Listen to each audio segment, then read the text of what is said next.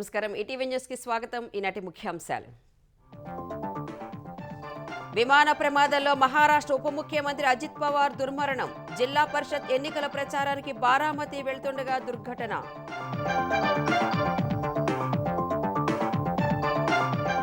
విమాన ప్రమాదంపై కొనసాగుతున్న దర్యాప్తు. అజిత్ పవార్ మృతి పట్ల పార్టీలకు అతీతంగా నేతల దిగ్భ్రాంతి. మహారాష్ట్రకు తీరని లోటని ఆవేదన.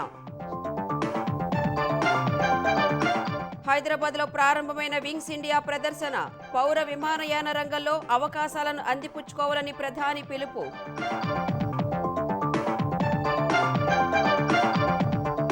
వికసిత భారత్ లక్ష్య సాధనకు ఎంపీలంతా కృషి చేయాలన్న రాష్ట్రపతి. దేశ భద్రత విషయంలో భిన్నాభిప్రాయాలు వద్దని పార్లమెంట్లో హితవు. 35 అంశాలకు ఏపీ కేబినెట్ ఆమోదం. ప్రభుత్వ ఆధ్వర్యంలో పిడుగురాళ్ల వైద్య కళాశాల అభివృద్ధి. వైసీపీ తప్పుడు ప్రచారాలను తిప్పికొట్టాలన్న సీఎం. ఎమ్మెల్యే అరవ శ్రీధర్పై వచ్చిన ఆరోపణలపై విచారణకు జనసేన నిర్ణయం. 3 సభ్యులతో కమిటీ వారం రోజుల్లో నివేదిక ఇవ్వాలని సూచన. తెలంగాణలో మొదలైన మున్సిపల్ ఎన్నికల సందడి. పలుచోట్ల నామినేషన్ల కోలాహలం. అభివృద్ధి చూసి కాంగ్రెస్ కు ఓటేయాలన్న మంత్రులు. భక్తజన సంద్రంగా మేడారం మహాజాతర. కిక్కిరిసిన వనదేవతల ప్రాంగణం.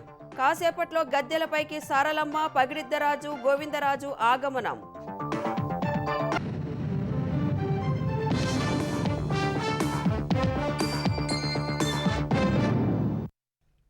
మహారాష్ట్ర ఉప ముఖ్యమంత్రి అజిత్ పవార్ విమాన ప్రమాదంలో దుర్మరణం చెందారు. ఆయన ప్రయాణిస్తున్న విమానం బారామతిలో ల్యాండింగ్ అవుతుండగా కుప్పకూలింది.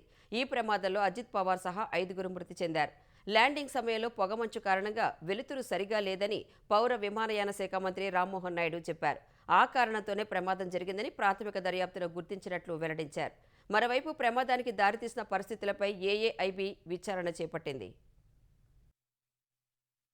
మహారాష్ట్రలో పెను విషాదం చోటు చేసుకుంది. విమాన ప్రమాదంలో ఉప ముఖ్యమంత్రి అజిత్ పవార్ ప్రాణాలు కోల్పోయారు. ఈ ఉదయం 8:45 అజిత్ పవార్ ప్రయాణిస్తున్న విమానం బారామతిలో ల్యాండింగ్ అవుతుండగా కుప్పకూలింది. ఈ ప్రమాదంలో అజిత్ పవార్ సహా 5 మృతి చెందారు. మృతులను Mumbai PSO Videep Jadhav, captain Sumit Kapoor, captain Shambhavi Pathak, flight attendant Pinky మాలిగా గుర్తించారు. విమానం కూలిన వెంటనే పెద్ద ఎత్తున మంటలు చెలరేగాయి. సమాచారం అందుకున్న వెంటనే సంబంధిత వర్గాలు ఘటనా స్థలానికి చేరుకొని సహాయక చర్యలు చేపట్టాయి.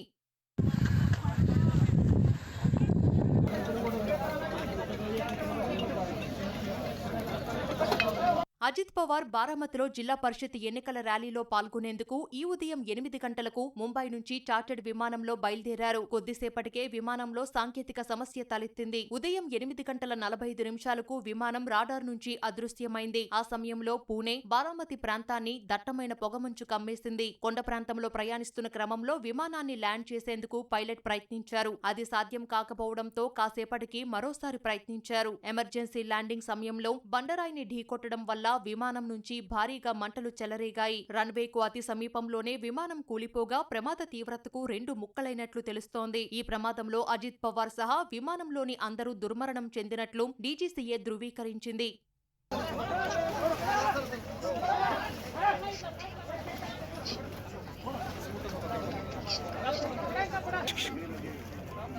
విమాన ప్రమాదం తమ కళ్ల ముందే జరిగిందని ప్రత్యక్ష సాక్షులు తెలిపారు. విమానం ఉన్నట్టుండి కిందకొచ్చిందని, ఆ సమయంలో శబ్దం చాలా భిన్నంగా వచ్చిందన్నారు. ఒక్కసారిగా విమానం కూలిపోవటం సహా భారీ శబ్దంతో పెద్ద ఎత్తున మంటలు చెలరేగాయని చెప్పారు. తర్వాత 4-5 సార్లు పేలుడు శబ్దాలు వినిపించాయన్నారు. విమానంలోని వ్యక్తులను బయటకు లాగేందుకు యత్నించామని, ప్రమాద తీవ్రతకు 2 మృతదేహాలు బయటకు ఎగిరిపడినట్లు అనిపించిందని ప్రత్యక్ష సాక్షులు తెలిపారు. గాగుల్స్, చేతివాచీతో అజిత్ పవార్ ను గుర్తించి బయటకు లాగామన్నారు.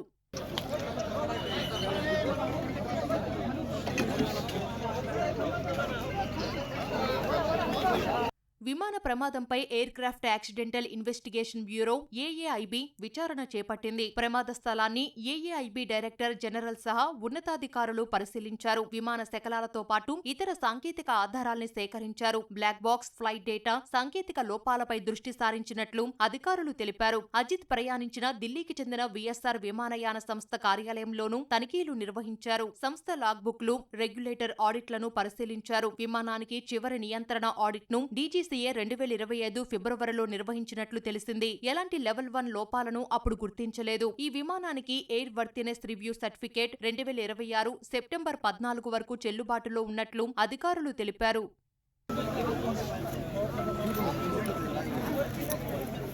మరాఠా రాజకీయాల్లో నాటకీయ పరిణామాలకు కేర్ ఆఫ్ అడ్రస్ గా నిలిచిన అజిత్ పవార్ 1959 జులై 22న అహ్మదాబాద్ జిల్లా డియోలాలి ప్రవరాలో జన్మించారు. ఆయన మాజీ సీఎం శరద్ పవార్ సోదరుడు అనంతరావు పవార్ కుమారుడు. 1991లో బారామతి నియోజకవర్గం నుంచి లోక్సభకు ఆయన ఎన్నికయ్యారు. అనంతరం బాబాయ్ శరద్ పవార్ కోసం ఆ సీటును త్యాగం చేసి మహారాష్ట్ర రాజకీయాల్లోకి వచ్చారు. 1991 ఉప ఎన్నికల్లో బారామతి అసెంబ్లీ స్థానం నుంచి గెలుపొందారు. ఈ నియోజకవర్గం నుంచి 8 సార్లు ఎమ్మెల్యేగా విజయం సాధించారు. అయితే 2019లో ఒకసారి, 2022లో మరోసారి శరద్ పవార్ పై అజిత్ తిరుగుబాటు చేశారు. ఈ క్రమంలో ఎన్సీపీ రెండుగా చీలిపోయింది. బీజేపీతో చేతులు కలిపిన అజిత్ పవార్ అప్పటి నుంచి మహాయుతి కూటమిలో మిత్రపక్షంగా కొనసాగుతున్నారు. ప్రస్తుతం ఉప ముఖ్యమంత్రిగా పనిచేస్తున్నారు. మొత్తం 6 సార్లు మహారాష్ట్ర ఉప ముఖ్యమంత్రిగా పనిచేశారు. అజిత్ పవార్ కు భార్య, 2 కుమారులున్నారు. భార్య సునేత్ర పవార్ రాజ్యసభ ఎంపీగా ఉన్నారు. మహారాష్ట్ర ఉప ముఖ్యమంత్రి అజిత్ పవార్ దుర్మరణంతో 3 రోజుల పాటు సంతాప దినాలు ప్రకటిస్తున్నట్లు ఆ రాష్ట్ర ముఖ్యమంత్రి దేవేంద్ర ఫడ్నవీస్ వెల్లడించారు. అజిత్ మృతితో మహారాష్ట్రలో విషాద వాతావరణం నెలకొందని ఆవేదన వ్యక్తం చేశారు. వ్యక్తిగతంగా ఆయన తనకు మంచి స్నేహితుడని, పరిపాలనలో ఎదురైన ఎన్నో సవాళ్లను ఇద్దరం కలిసి ఎదుర్కొన్నట్లు ఫడ్నవీస్ తెలిపారు. అజిత్ మరణం మహారాష్ట్రకు అత్యంత విషాదకరమైన రోజు అని మరో ఉప ముఖ్యమంత్రి ఏక్నాథ్ సిందే అన్నారు. అజిత్ మాట మీద నిలబడే వ్యక్తి అని, ఆయన ఏదైనా పని చేస్తానని చెబితే ఖచ్చితంగా పూర్తి చేసేవారని గుర్తు చేసుకున్నారు. అజిత్ పవార్ మృతి వార్తలు చూసి దిగ్భ్రాంతికి గురైనట్లు శివసేన యూబీటీ ఎంపీ ప్రియాంక చతుర్వేది తెలిపారు. తమ పార్టీల మధ్య విభేదాలు ఉన్నప్పటికీ ప్రజల కోసం కలిసే పనిచేశామని గుర్తు చేసుకున్నారు. అజిత్ పవార్ మరణం పట్ల కేంద్ర మంత్రి నితిన్ గడ్కరీ దిగ్భ్రాంతి వ్యక్తం చేశారు. రేపు ఉదయం 11 గంటలకు అధికారిక లాంఛనాలతో అజిత్ పవార్ అంత్యక్రియలు నిర్వహించనున్నట్లు మహారాష్ట్ర ప్రభుత్వం ప్రకటించింది. విమాన ప్రమాదంలో అజిత్ పవార్ దుర్మరణం పట్ల రాష్ట్రపతి, ప్రధాని సహా పలువురు ప్రముఖులు దిగ్భ్రాంతి వ్యక్తం చేశారు. అజిత్ పవార్ అకాల మరణం తీరని లోటని రాష్ట్రపతి ద్రౌపది ముర్ము అన్నారు. మహారాష్ట్ర సహకార రంగంలో ఆయన చేసిన కృషి ఎప్పటికీ గుర్తుండిపోతుందన్నారు. అజిత్ పవార్ మరణ వార్త తనను ఎంతో కలిసివేసిందని ప్రధాని మోదీ తెలిపారు. అజిత్ పవార్ ప్రజా నాయకుడని, పేదల కోసం ఎంతో కృషి చేశారని మోదీ కొనియాడారు. ఎన్డీఏ సీనియర్ సహచరుడు అజిత్ పవార్ మరణ వార్త తన మనసును ఎంతో కలిచివేసిందని కేంద్ర హోంశాఖ మంత్రి అమిత్ షా అన్నారు. ఆయన హఠాన్ మరణం ఎన్డీఏతో పాటు వ్యక్తిగతంగా తనకు లోటు అని ఎక్స్లో పోస్ట్ చేశారు. పలువురు కేంద్ర మంత్రులు, పలు రాష్ట్రాల ముఖ్యమంత్రులు అజిత్ పవార్ మృతి పట్ల తీవ్ర దిగ్భ్రాంతి వ్యక్తం చేశారు. కాంగ్రెస్ అగ్రనేతలు రాహుల్, ప్రియాంక గాంధీ పవార్ కుటుంబానికి తమ సంతాపం తెలిపారు. తెలుగు రాష్ట్రాల ప్రముఖులు సైతం అజిత్ పవార్ మృతి పట్ల విచారం వ్యక్తం చేశారు. మహారాష్ట్ర విమాన ప్రమాదంపై సంతాపం వ్యక్తం చేస్తూ ఆంధ్రప్రదేశ్ మంత్రివర్గం తీర్మానం చేసింది. అజిత్ పవార్తో ఉన్న పరిచయాన్ని సీఎం చంద్రబాబు గుర్తు చేసుకున్నారు. మహారాష్ట్ర రాజకీయాల్లో అజిత్ పవార్ మృతి తీరని లోటని వ్యాఖ్యానించారు. ముఖ్యమంత్రి రేవంత్ రెడ్డి, మాజీ సీఎం కేసీఆర్, తెలంగాణకు చెందిన పలువురు మంత్రులు కూడా అజిత్ పవార్ మృతి పట్ల దిగ్భ్రాంతి వ్యక్తం చేశారు. దేశంలో వేగంగా అభివృద్ధి చెందుతున్న పౌర విమానయాన రంగంలో పెట్టుబడులు పెట్టాలని ప్రధాని నరేంద్ర మోదీ పిలుపునిచ్చారు. భారత్ ప్రపంచ విమానయాన కేంద్రంగా మారుతోందన్నారు. హైదరాబాద్ బేగంపేట విమానాశ్రయంలో ప్రారంభమైన వింగ్స్ ఇండియా ప్రదర్శనను ఉద్దేశించి వర్చువల్గా మాట్లాడిన ప్రధాని 2047 కల్లా దేశంలో 400కు పైగా ఎయిర్పోర్ట్లు వస్తాయన్నారు. పౌర విమానయాన రంగంలో పెట్టుబడిదారులకు అపారమైన అవకాశాలు ఉన్నాయని, వాటిని అందిపుచ్చుకోవాలని పిలుపునిచ్చారు. అంతకుముందు వింగ్స్ ఇండియా ప్రదర్శనను పౌర విమానయాన శాఖ మంత్రి రామ్మోహన్ నాయుడు ప్రారంభించారు. పౌర విమానయాన శాఖ, federation of Indian chambers of commerce and industry ఆధ్వర్యంలో జరుగుతున్న ఈ ప్రదర్శన ఈ నెల 31 వరకు కొనసాగనుంది. ఈ సందర్భంగా 2028 కల్లా పౌర విమానయాన రంగంలో 15,000 కోట్ల పెట్టుబడులు పెట్టనున్నట్లు ఎయిర్పోర్ట్స్ అథారిటీ ఆఫ్ ఇండియా ప్రకటించింది. వచ్చే 3 రోజుల్లో సంస్థల మధ్య చాలా ఒప్పందాలు జరిగే అవకాశం ఉందని పౌర విమానయాన శాఖ కార్యదర్శి వెల్లడించారు. వింగ్స్ ఇండియా ప్రదర్శనలో వివిధ దేశాలు, సంస్థలకు చెందిన విభిన్న రకాల విమానాలు, హెలికాప్టర్లు, పోర్టబుల్ ఫ్లైట్లు, వాణిజ్య విమానాల విన్యాసాలు ఆకట్టుకుంటున్నాయి. ఎయిర్ షోతో పాటు డ్రోన్లతో ప్రత్యేక ప్రదర్శన నిర్వహించారు.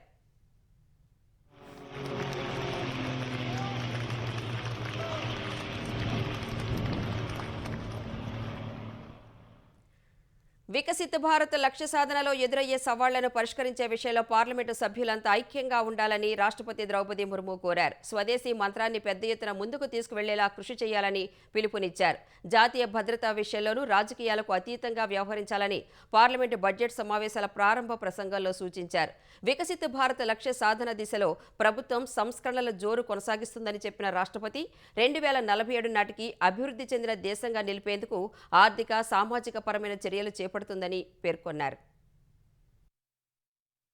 రాష్ట్రపతి ద్రౌపది ముర్ము ప్రసంగంతో పార్లమెంటు బడ్జెట్ సమావేశాలు ప్రారంభమయ్యాయి. ఉభయ సభలను ఉద్దేశించి ప్రసంగించిన ఆమె గత 10 ఏళ్లలో ఎన్డీఏ ప్రభుత్వం చేసిన అభివృద్ధి పనులను వివరించారు. అవినీతి, కుంభకోణాలను ఎదుర్కోవడంలో ప్రజానిధులను సక్రమంగా వినియోగించేలా చూడటంలో ప్రభుత్వం విజయం సాధించిందని చెప్పారు. గతేడాది నిర్వహించిన ఆపరేషన్ సింధూర్ దేశ పరాక్రమాన్ని చాటి చెప్పిందని, ఎలాంటి ఉగ్రదాడినైనా దృఢమైన నిర్ణయాత్మక చర్యతో తిప్పికొడతామని ప్రభుత్వం సందేశమిచ్చిందన్నారు. ఆపరేషన్ సింధూర్లో సొంత వనరుల తోనే ఉగ్ర శిబిరాలను భారత్ ధ్వంసం చేసిందని రాష్ట్రపతి కొనియాడారు. సింధు నదీ జలాల ఒప్పందాన్ని నిలిపివేయడం ఉగ్రవాదంపై భారత్ చేస్తున్న పోరాటంలో ఒక భాగమని ముర్ము చెప్పారు. ఆపరేషన్ సింధూర్ తర్వాత డిఫెన్స్ ఎగుమతులు రికార్డు స్థాయిలో పెరిగినట్లు తెలిపారు.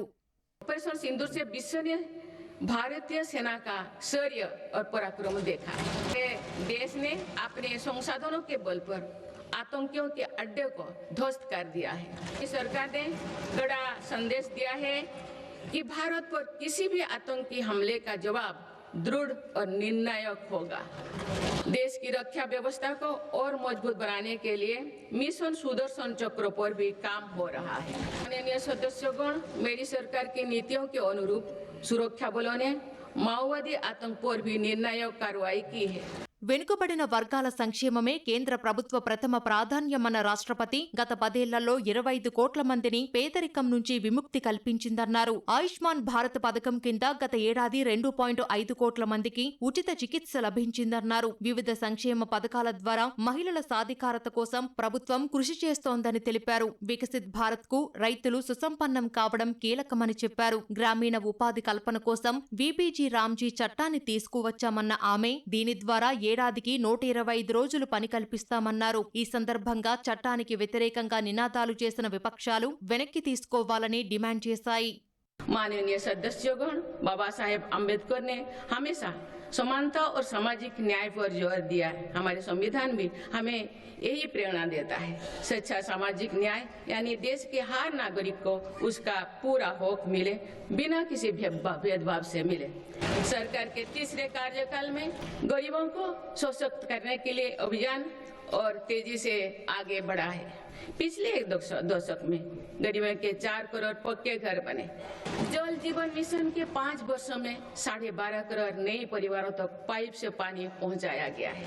వికసిత్ భారత్ దిశగా ఈ ఏడాది బలమైన పునాది పడిందని రాష్ట్రపతి తెలిపారు. ప్రపంచంలోనే 3వ అతిపెద్ద స్టార్టప్ కేంద్రంగా భారత్ నిలిచిందని, ఐటీఈఎస్ రంగాలు కోట్ల మందికి ఉపాధి కల్పిస్తున్నాయని వివరించారు. ఐరోపా సమాఖ్యతో స్వేచ్ఛా వాణిజ్య ఒప్పందం సేవ, తయారీ రంగాలకు ఓ ఇంధనంలా మారుతుందని, యువతకు ఉపాధి అవకాశాలు లభిస్తాయని తెలిపారు. డీప్ ఫేక్, తప్పుడు సమాచారం, నకిలీ కంటెంట్ ప్రజాస్వామ్యానికి, సామాజిక సామరస్యానికి పెద్ద ప్రమాదమని చెప్పారు.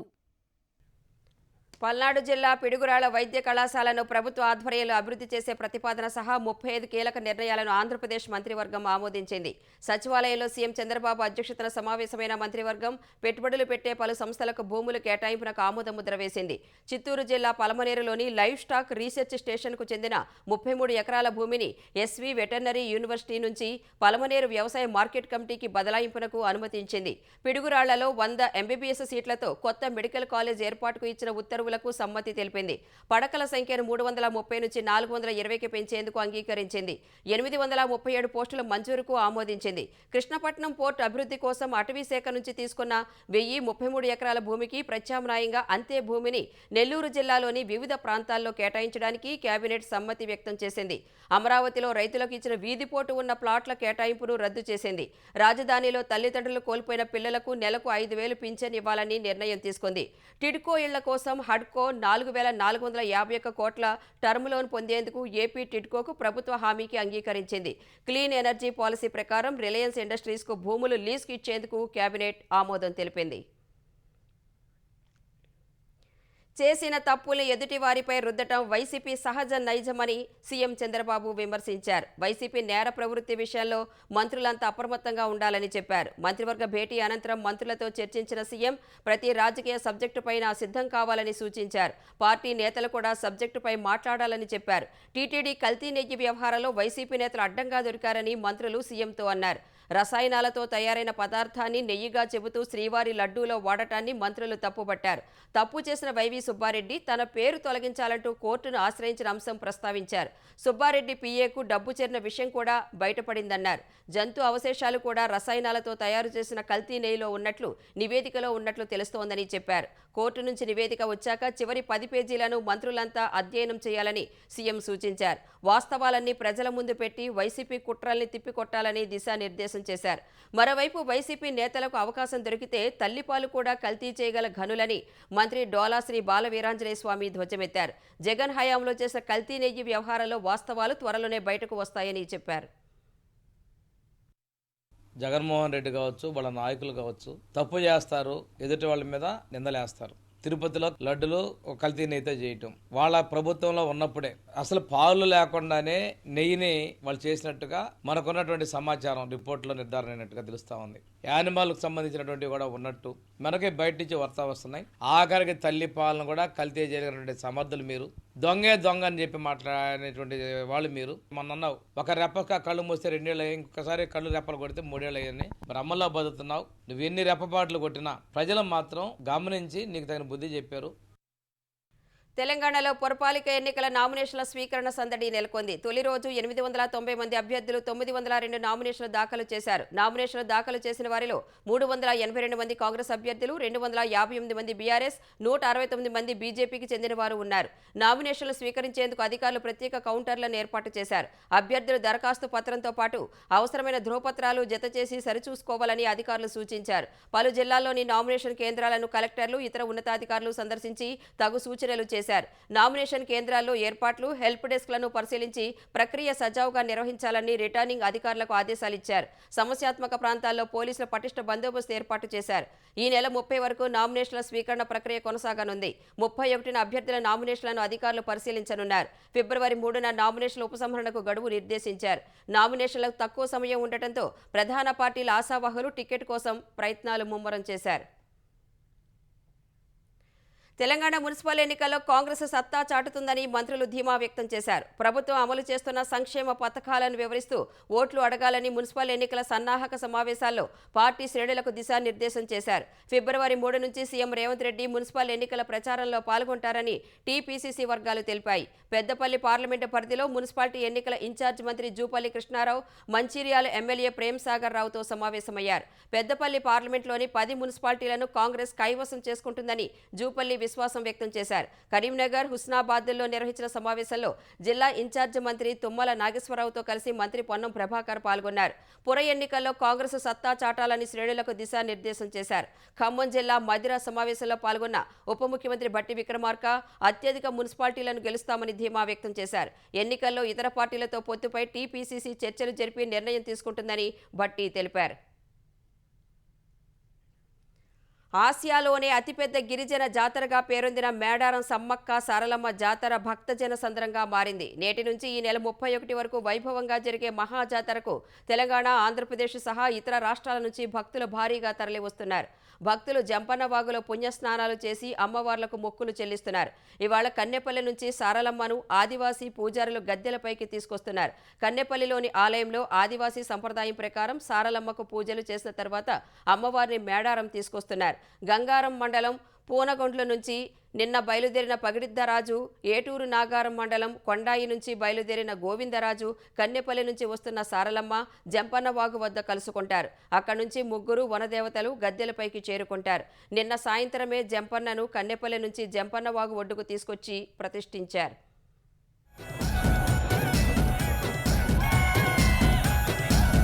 హక్కుల కోసం మసవులు బాసిన అడవి బిడ్డలమ్మ. తెలంగాణలో విద్యా ప్రమాణాలు పెంచేందుకు సహకారం అందించాలని హార్వర్డ్ ప్రతినిధులను సీఎం రేవంత్ రెడ్డి కోరారు. హార్వర్డ్ కెన్నడీ స్కూల్లో తరగతుల మధ్య సమయంలో హార్వర్డ్ ఎక్స్ అధిపతి vice provost professor Dustin Tellis, Harvard Kennedy school dean professor Jeremy వైన్స్టీన్తో రేవంత్ రెడ్డి సమావేశమయ్యారు. విద్యారంగంలో నాణ్యతను మెరుగుపరిచేందుకు అవసరమైన విధానాలు, ఆధునిక నైపుణ్యాభివృద్ధి, ఆర్థిక వృద్ధికి మానవ వనరులు కలిగించే ప్రభావం వంటి అంశాలపై ముఖ్యమంత్రి చర్చించారు. తెలంగాణ రైజింగ్ దృక్పథాన్ని వివరించిన సీఎం హార్వర్డ్ కెన్నడీ స్కూల్లో అకాడమిక్, సంస్థాగత సహకారం కోరారు. ఇందుకు సానుకూలంగా స్పందించిన హార్వర్డ్ ప్రతినిధులు సహకారం అందించే అవకాశాలను పరిశీలిస్తామన్నారు. బీఆర్ఎస్ నుంచి కాంగ్రెస్ పార్టీలో చేరినట్లు బీఆర్ఎస్ వేసిన పిటిషన్ను కొట్టివేయాలని ఖైరతాబాద్ ఎమ్మెల్యే దానం నాగేందర్ స్పీకర్ గడ్డం ప్రసాద్ కుమార్ను కోరారు. పార్టీ ఫిరాయించారని దానం నాగేందర్పై బీఆర్ఎస్ అనర్హత పిటిషన్ దాఖలు చేసిన నేపథ్యంలో ఈ నెల 30న విచారణకు హాజరు కావాలని స్పీకర్ షెడ్యూల్ విడుదల చేశారు. ఈ క్రమంలో స్పీకర్ వద్ద అఫిడవిట్ దాఖలు చేసిన నాగేందర్ తాను బీఆర్ఎస్కు రాజీనామా చేయలేదని తెలిపారు. ఆ పార్టీ తనను సస్పెండ్ చేసినట్లు సమాచారం లేదన్నారు. 2024 మార్చిలో కాంగ్రెస్ పార్టీ భేటీకి వ్యక్తిగత హోదాలో వెళ్లానని తెలిపారు. మీడియా కథనాల ఆధారంగా పార్టీ మారినట్లు బీఆర్ఎస్ భావిస్తోందన్నారు. బీఆర్ఎస్ అనర్హత పిటిషన్లోని అంశాలపై మాత్రమే వివరణ ఇస్తున్నానని, గతంలో కోర్టు తీర్పులను అనుసరించి బీఆర్ఎస్ అనర్హత పిటిషన్ చెల్లుబాటు కాదన్నారు. అనర్హత పిటిషన్ తరువాతి పరిణామాలను అనుబంధ సమాచారంగా కూడా అంగీకరించవద్దని నాగేందర్ కోరారు. ఢిల్లీ పర్యటనలో ఉన్న ఆంధ్రప్రదేశ్ ఉప ముఖ్యమంత్రి పవన్ కళ్యాణ్ కేంద్ర హోంమంత్రి అమిత్ షాతో భేటీ అయ్యారు. రాష్ట్రానికి సంబంధించిన పలు అంశాలపై షాతో చర్చించారు. అంతకుముందు కేంద్ర మంత్రి అశ్విని వైష్ణవ్తోనూ పవన్ సమావేశమయ్యారు. పిఠాపురంలో రైల్ ఓవర్ బ్రిడ్జ్ నిర్మాణం చేపట్టాలని కేంద్ర మంత్రిని పవన్ కళ్యాణ్ కోరారు. పిఠాపురం రైల్వే స్టేషన్ను మోడల్ స్టేషన్గా అభివృద్ధి చేయాలని విజ్ఞప్తి చేశారు. కాకినాడ, పిఠాపురం మధ్య రైల్వే అనుసంధానం పెంచాలని కోరారు. రాష్ట్రానికి సంబంధించిన పలు అంశాలపై కేంద్ర మంత్రి అశ్విని వైష్ణవ్తో డిప్యూటీ సీఎం చర్చించారు. వెలిగొండ పూర్తి కాకుండానే పరదాల మాటున జగన్ ఎన్నికలకు ముందు ప్రాజెక్టును జాతికి అంకితం చేసినట్టు డ్రామాలాడారని జలవనరుల శాఖ మంత్రి నిమ్మల రామానాయుడు మండిపడ్డారు. వెలిగొండ ప్రాజెక్టులో జరుగుతున్న పనులపై పవర్ పాయింట్ ప్రజెంటేషన్ ఇచ్చిన మంత్రి ప్రాజెక్టుపై వైసీపీ చేస్తున్న దుష్ప్రచారాన్ని తిప్పికొట్టారు. వెలిగొండ పూర్తి కాకుండానే జాతికి అంకితం చేసి ప్రజలను మోసం చేశారని సాక్ష్యాలతో కౌంటర్ ఇచ్చారు. వేల కోట్ల రూపాయల పనులు పెండింగ్లో ఉన్నాయని, వాటిని కూటమి ప్రభుత్వం పూర్తి చేస్తోందని నిమ్మల వివరించారు. క్రెడిట్ కోల్పోయిన జగన్ క్రెడిట్ చోరీ గురించి మాట్లాడుతున్నారని మంత్రి విరుచుకుపడ్డారు. వెలిగొండ సహా ఇరిగేషన్ ప్రాజెక్టులపై చర్చించే దమ్ముంటే అసెంబ్లీకి రావాలని జగన్కు నిమ్మల సవాల్ విసిరారు. రైల్వే కోడూరుకు చెందిన జనసేన ఎమ్మెల్యే అరవ శ్రీధర్ మీద వచ్చిన ఆరోపణలపై ఆ పార్టీ విచారణకు ఆదేశించింది. పార్టీకి చెందిన టి శివశంకర్, తంబళ్లపల్లి రమాదేవి, టీసీ వరుణ్ సభ్యులతో విచారణ కమిటీని ఏర్పాటు చేసింది. 7 రోజుల్లోగా కమిటీకి ఎమ్మెల్యే అరవ శ్రీధర్ వివరణ ఇవ్వాలని పార్టీ ఆదేశించింది. ఆరోపణలపై విచారణ అనంతరం కమిటీ సభ్యులు పార్టీకి నివేదిక ఇవ్వనున్నారు. నివేదిక పరిశీలన అనంతరం పార్టీ నిర్ణయం తీసుకోనుంది. తుది నిర్ణయం వెలువడే వరకు పార్టీ కార్యక్రమాలకు దూరంగా ఉండాలని శ్రీధర్ను జనసేన పార్టీ ఆదేశించింది.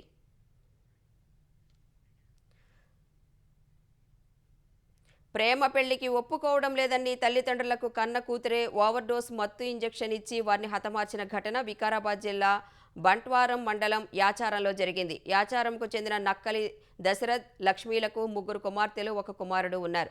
2 కుమార్తెలకు పెళ్లి చేయగా చిన్న కుమార్తె సురేఖ సంగారెడ్డిలోని ఓ ప్రైవేట్ ఆసుపత్రిలో ఎనస్థీషియా డాక్టర్ వద్ద అసిస్టెంట్గా పనిచేస్తోంది. సురేఖకు ఏడాది క్రితం ఇన్స్టాగ్రామ్లో ఓ వ్యక్తితో ఏర్పడిన పరిచయం ప్రేమగా మారింది. ప్రేమ విషయం ఇంట్లో చెప్పగా సురేఖ తల్లిదండ్రులు ఒప్పుకోలేదు. ఇదే విషయాన్ని 2-3 సార్లు ప్రస్తావించగా ఇంట్లో గొడవ కూడా జరిగింది.